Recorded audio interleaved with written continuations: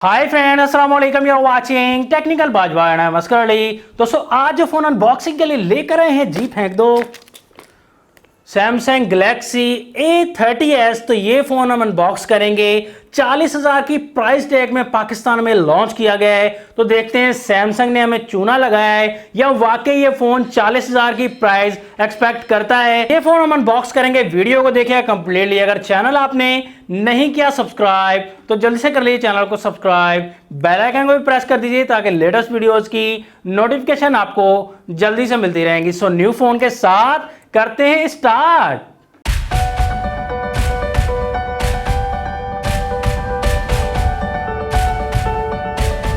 Friends, ये आपके सामने बॉक्स है सैमसंग गैलेक्सी A30s का। तो यहां पर देखेंगे इसमें क्या चेंजेस की गई हैं फोन में। तो सामने देखकर फोन का अंदाजा लगा सकते हैं। इसमें भी नॉच टेक्नोलॉजी मिलने वाली है।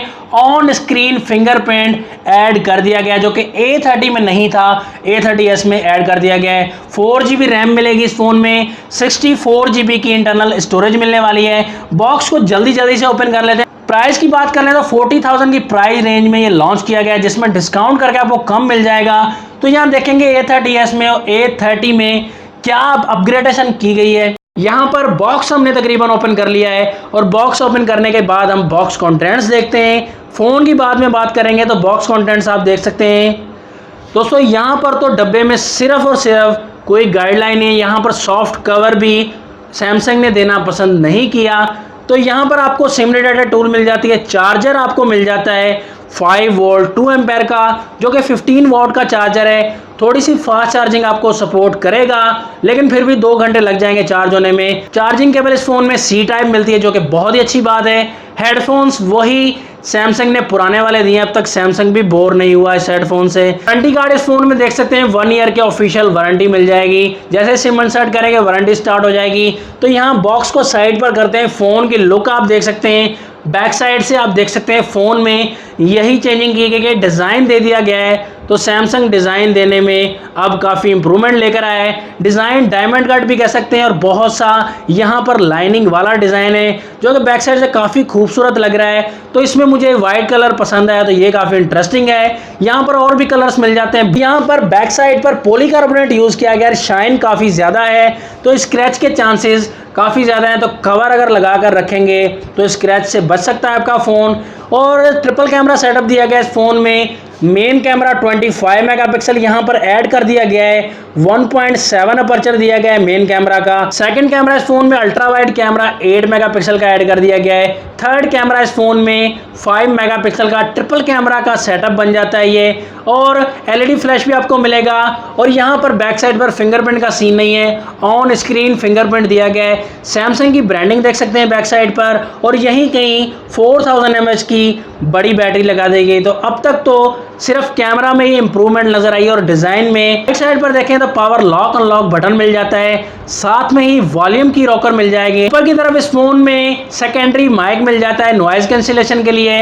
लेफ्ट साइड पर इस फोन में सिम ट्रे मिल जाएगी 3 स्लॉट वाली। एक ही वक्त में ड्यूअल सिम प्लस में SD कार्ड भी यूज कर सकते हैं। डाउन साइड पर इस फोन में 3.5 mm का ऑडियो जैक मिल जाएगा। प्राइमरी माइक मिल जाएगा, चार्जिंग पोर्ट मिल जाएगी, उसके बाद स्पीकर ग्रिल मिल जाएगी। सामने की तरफ इस फोन में नॉच टेक्नोलॉजी मिलती है। कैमरा इसमें 16 मेगापिक्सल का दिया गया, जो कि A30 में भी 16 मेगापिक्सल का ही दिया गया था। तो सुपर एमोलेड डिस्प्ले मिल जाएगा, जो कि कलर्स काफी इंटरेस्टिंग बना देता है। तो सैमसंग में ये क्वालिटी तो शुरू से ही दी गई है। लेकिन साथ में आपको बताता चलूं कि यहाँ पर डिस्प्ले में 6.4 इंचेस का मिलेगा, HD प्लस डिस्प्ले मिलेगा। ये डिसअपॉइंट वाला मामला है। A30 में फुल HD प्लस डिस्प्ले था, अपग्रेड करने के बजाय इन्होंने कम कर दिया है। तो ये सैमसंग ने पता नहीं कौन सी गेम ऑन कर दी है, तो ये बहुत ही बुरी बात है। तो प्रोटेक्शन को भी खत्म कर दिया गया है। यहाँ पर कॉर्निंग गोरिल्ला ग्लास 3 की प्रोटेक्शन A30 में थी, A30s में कोई प्रोटेक्शन नहीं दी गई भाई। उसके बाद आपको सॉफ्टवेयर की अगर बात करें तो सॉफ्टवेयर यहाँ पर एंड्रॉइड 9.0 पाई पर बेस्ड है। ऑपरेटिंग सिस्टम One UI 1.5 के साथ आता है ये फोन।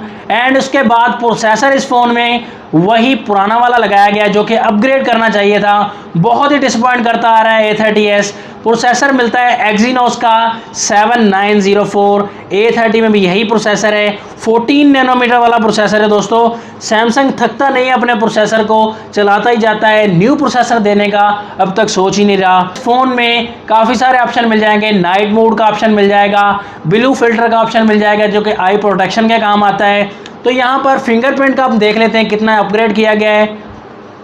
तो ऑन स्क्रीन फिंगरप्रिंट पहले से काफ़ी इंप्रूवमेंट दी गई है, तो ये तारीफ़ करने के काबिल है। जो तारीफ़ करने की बात होगी हम ज़रूर करेंगे। फेस आईडी के मामले में भी काफ़ी ज़्यादा फास्ट है पहले के मुकाबले में। मैं ये नहीं कह रहा कि बहुत ज़्यादा फास्ट है, लेकिन A30 जो पहले था उसके मुकाबले में A30s का फिंगरप्रिंट एंड फेस आईडी दोनों ही फास्ट दी गई है। कैमरा का मामला दे सकते हैं आप, कैमरा आपको लाइव फोटो दिखा दें, काफ़ी सारे ऑप्शन मिल जाएंगे। 1080p में यहाँ पर रिकॉर्डिंग आप कर सकते हैं, और उसके बाद पोर्ट्रेट मोड, लाइव फोकस, काफ़ी ज़्यादा ऑप्शन दिए गए।